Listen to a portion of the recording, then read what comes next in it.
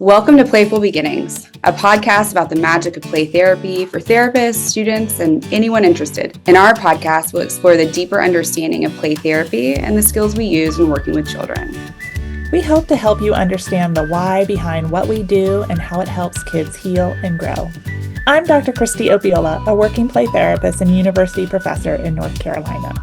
I'm Dr. Maggie Parker, a play therapist and professor in DC. Kristie, last week, in our last episode, we talked a lot about how to explain CCPT and responding to parents and kind of the struggles with that. But I wondered if you had the idea of maybe going a little deeper into what the parent might be experiencing. Yeah, I think it's important for us to reflect and think about the parents coming in and the risks that they kind of take in opening up and kind of maybe some of their internal feelings. I think that would really help us be able to maybe better connect with parents and respond to maybe what the underlying need that parents have when they're seeking therapy with their kids too, and how we can support them better in the process. Yeah. And disclaimer, I will talk a lot about my own experience, I think, as a parent too. Well, and I think as we've shared on this podcast, right, we consult with each other regularly. And so there's things you've shared with me and that I think could be really helpful to our listeners. So I thought maybe we could bring some of that stuff in to kind of talk about. Yeah.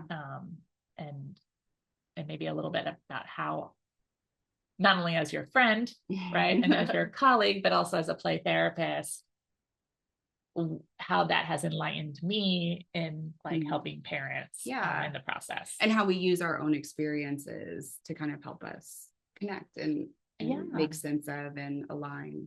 Well, I mean, if we look at child-centered, right, it's a way of being. It's not something I do. Yeah. So it's naturally going to come out in all ways we interact together. And I think that can be really helpful for us as we are working with others. Yeah. That, utilizing these moments helps build my empathy and builds my responsiveness for parents, for sure. Yeah. So let's dig into it. Yeah. Can I ask you a personal question, Maggie? Sure. Yeah. And you can decline if you don't want to talk about it. Okay. You are a parent. You have two amazing children, right? And I sometimes feel like when parents are coming and meeting with me in parent consultation, their biggest fear is that I'm going to tell them that they're a bad parent or they're the cause of why their child is where they're at. Yes. And I think if we can go in with that level of empathy for parents, that this is a really hard thing, that they're coming and trusting us with their kids. And they may not be feeling competent as a parent, or they're the root cause, right? Because I think society projects that a lot. We go back to Freud, where everything was your mom's fault. Your mom's fault. Yeah, right. And so I also think if we could have that mindset when we work with parents, that they're also scared. Yeah. That we are going to confirm maybe their worst fear or nightmare. Yeah. And even as you're saying these things, I'm tearing because it is like that. And even when I talk with you about my own children and my own struggles, it does, it feels like, and I know you to be the most empathic kind, and I'm scared I'm doing it all wrong all the time. Yeah. It's a big responsibility to raise kids. It is. And not to get into gender and all of these things, but it does feel like your kids are a reflection of you. And so if there's something that happens, it feels really like I've failed. I don't know if Lee feels like he's failed. It'd be so fun to ask him. I know. We should call him. We should call him on the phone. He would be so mad. Lee, do you feel like you're failing as a parent? You know what? No, don't do it. Don't do it. I don't feel like we could just. He does listen to the podcast. Oh, does he? Okay, Lee, let us know. Do you feel like you're failing as a parent? Do you feel like your kids are a reflection of you? We're really curious. Yeah, he might be our most devoted listener. He listens every week, the day it comes out, and he tells me, I really like this part, or it was really, So I don't know, if it's definitely interesting, and it's hard. And so I think that piece has helped me soften, because I think a lot of times with parents, I felt adversarial. And the reality is that they're doing the best that they can. Yes. And I also have to remember the skills and the perspectives I give parents to bring to myself. So, like, speaking of parents that really wanted skills, I had a client and the parents were lovely and wonderful.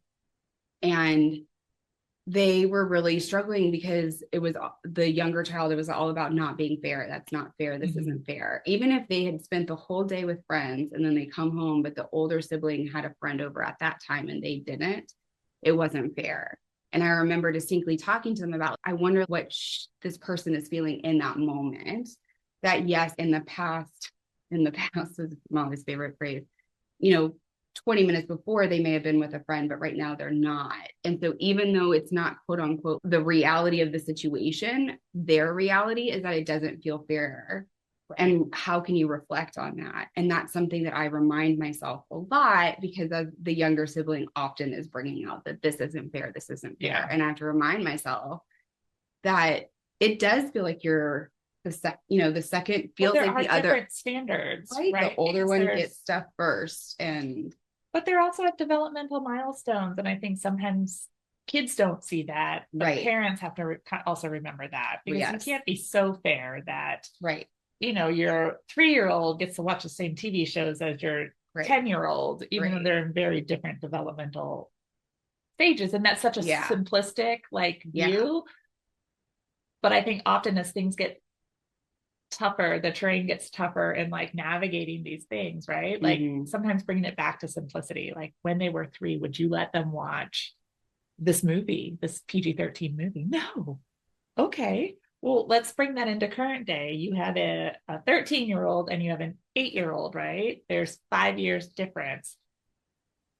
And the 8-year-old loves their older sibling and wants to be just like them. So they're going to want to do that. And you may know better than that may not be in their best interest. Maybe they scare easily, right? Or they struggle with nightmares or night terrors, and you're not going to add something to help them. They don't see that in the minute. They just see, I want this. Right. And so being able to respond to parents, right? Helping them kind of critically think through it. Okay, now let's talk and let's role play. Let's practice what this looks like. Yeah. How would you respond to that? How do you think they might respond back to that, right? Are you prepared for that so that you can be consistent and predictable for your kiddos, so they know you're looking out for their best interests? Yeah. And one of the things that this is kind of gone away from the question, I know, but I find it that helpful. Happens a lot for us. If you haven't noticed this. But one of the things that you've shared recently with me that I've really taken to heart and remembered is, what are you thinking on this day?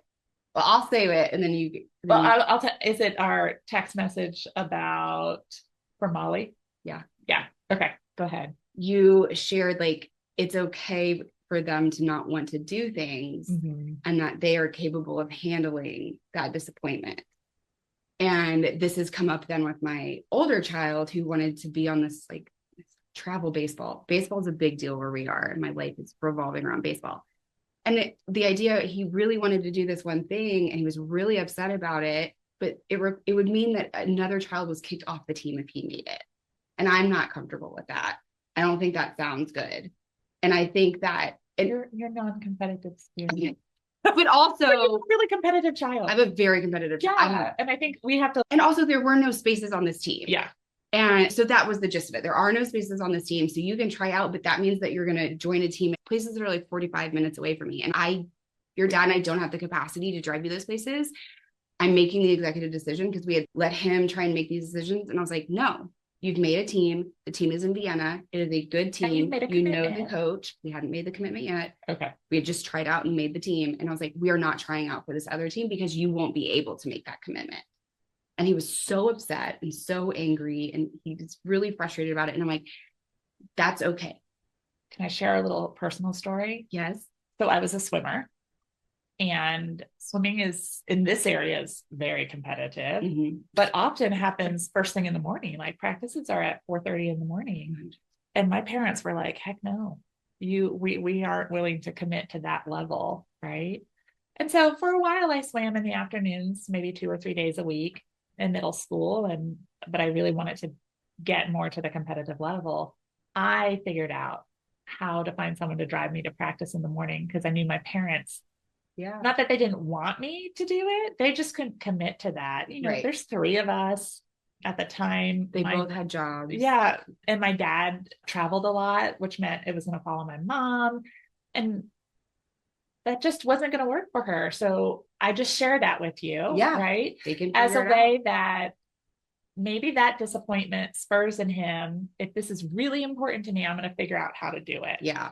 And my parents helped. They helped by paying the person gas money to take me to swim practice. Right. But I figured out how I could make this work so that I could swim more full time, which is really what this area, if you're going to be competitive, you need it to, practice 5 or 6 days a week. And I think that's something that is available when he's in middle school. Yeah. Like you're now, no, I know, but it's one of those gets more competitive and as those stakes get higher, if it's really important to him, then he's going to help you guys figure out how he can be a part of those things. So that's why that is where I was sharing it from, that maybe this is the motivation for that responsibility. As he gets older, that he will grow in responsibility. And I think sometimes we don't trust that kids can figure that out, or we have to make their life as easy as possible to make them successful. And I don't think that's true. And I think that's, and I'm not saying to make your kids miserable and it's hard, but there's times that you can say no. There are times that you can say no and that they can handle that. And, and I think I'm pretty transparent with the kids. I'm like, listen, like you're in 4th grade. He's in 3rd grade right now. He's going into 4th, which is when I said they were allowed to even look at travel. And are you rethinking that?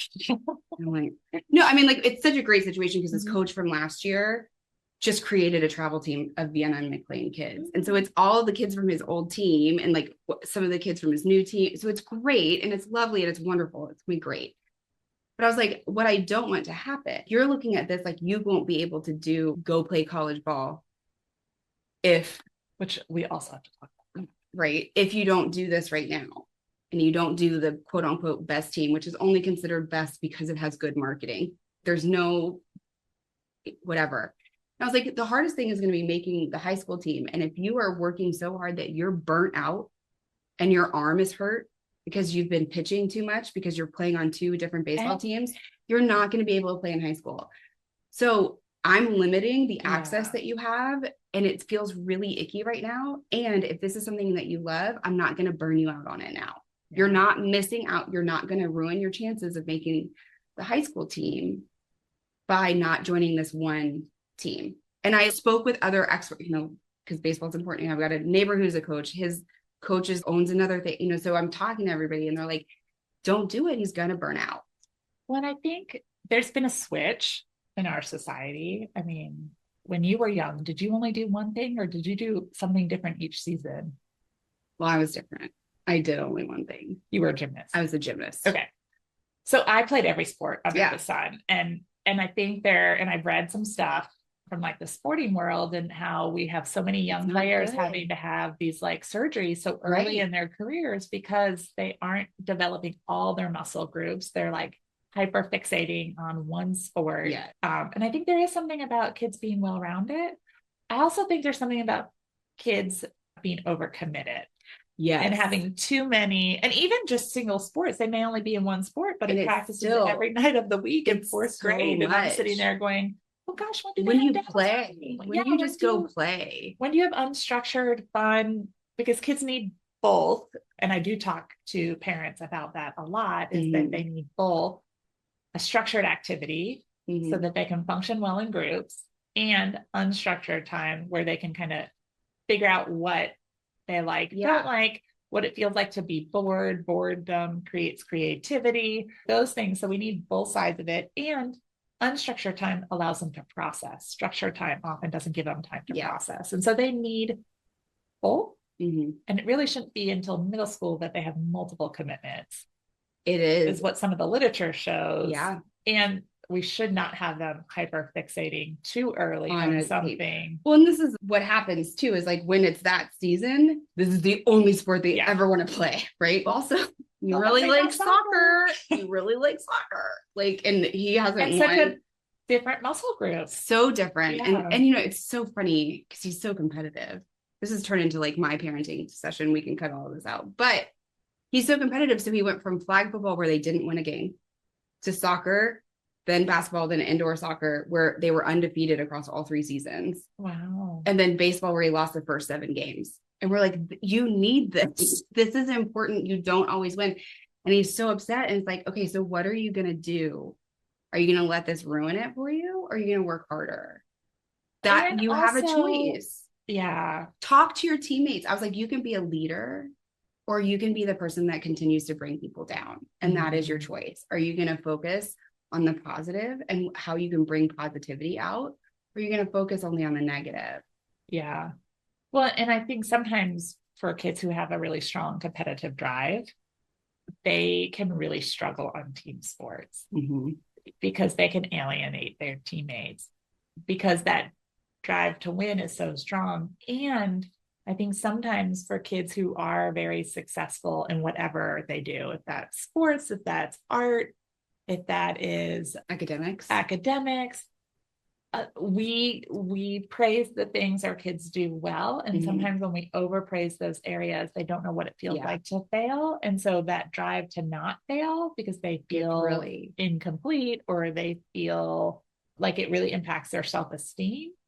Right. So I think having opportunities where they're on teams that are really successful and not successful, right? But it gives them more grit and tenacity when things aren't always going well. And how do you navigate being disappointed? How do you navigate feeling frustrated? How do you navigate these emotional components that are a part of daily life?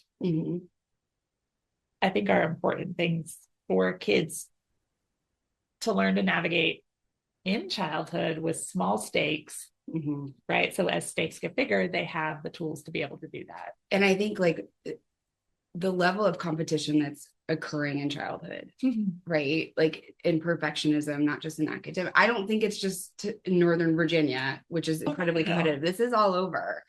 And so really focusing, and I talk to parents about this a lot, and this is a tenet of child-centered, is focusing on the effort.